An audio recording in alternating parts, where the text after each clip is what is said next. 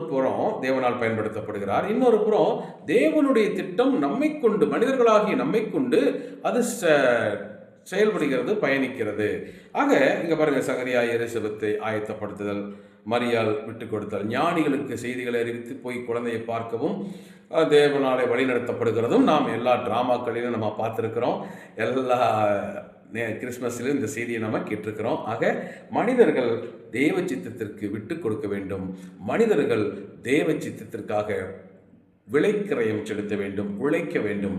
மனிதர்களை கொண்டே தேவன் செயல்களை ஆற்றுகிறார் என்பது இங்கே நாம் புரிந்து கொள்ள வேண்டும். தூதர்களை பயன்படுத்துகிறார், மனிதர்களை பயன்படுத்துகிறார். அடுத்தது இயற்கைக்கு நமக்கு பெரிதாக இருக்கிற அந்த இயற்கை தேவனுடைய கரத்தில் இருக்கிற சின்ன சின்ன ஆயுதங்கள் தான்.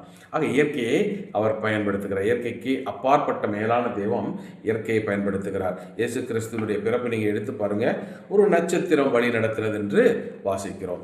ஆக அதன் அடையாளமாக தான் எல்லா வீட்லையும் டிசம்பர் 1ஆம் தேதி என்ன பண்ணுறோம், நட்சத்திரத்தை கட்டிடுறோம். அவன் கிறிஸ்தவனா இருக்கிறான் அப்படிங்கிறதுக்கு ஒரு அடையாளமாக அந்த நட்சத்திரம் மாறிடுச்சு. ஆனால் பாருங்க, இங்கே சொல்லப்படுகிற ஒரு நட்சத்திரம் அந்த குழந்தைக்குரிய நட்சத்திரம் என்று சொல்கிறோம்.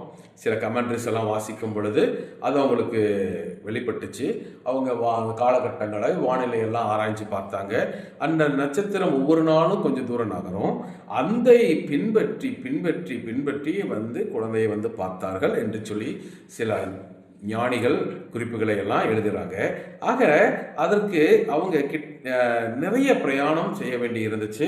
அந்த பிரயாணத்தை எல்லாம் நம்ம பார்க்கும் பொழுது கிட்டத்தட்ட 10 மாதங்கள் அது வழி நடத்தினது என்று சொல்லி அவர்கள் அந்த குறிப்புகளிலே எழுதுறாங்க. ஏதோ ஒரே நாளில் நம்ம இங்கே காரில் ஏறணும்னா சல்லுன்னு நம்ம போய் வேலூரில் இறங்குற மாதிரி அல்லது கோயம்புத்தூரில் இறங்குற மாதிரி ஏறணும், 1 ஹவரில் போனோம், 2 ஹவரில் போனோம்னு இல்லை. ஒவ்வொரு நாளும் கொஞ்சம் நகரும். அந்த இரவிலே அந்த வெளிச்சத்திலே அவர்கள் நடந்தார்கள். இப்படித்தான் அந்த மேய்ப்பர்கள் பயணித்து அந்த குழந்தையை பார்த்து ஆராதனை செய்தார்கள் என்று சொல்லி வேதத்தில் வாசிக்கிறோம்.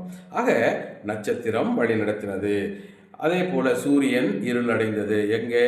இயேசு கிறிஸ்துவனுடைய சிலுவையின் வேலையில் அதை நம்ம யோசிக்கிறோம். ஆனால் அதே இயேசு கிறிஸ்துவனுடைய பிறப்பை குறித்து தூதர்கள் மேய்ப்பர்களுக்கு சொல்லும்போது பெரிய வெளிச்சம் உண்டானது. ஆக பாருங்க, ஒரு இயற்கை சார்ந்த காரியங்கள். அது மாத்திரமல்ல, மேகங்கள் நிழலிட்டது, மரியாளுக்கு மேலாக மேகங்கள் நிழலிட்டது என்று சொல்லி வாசிக்கிறோம்.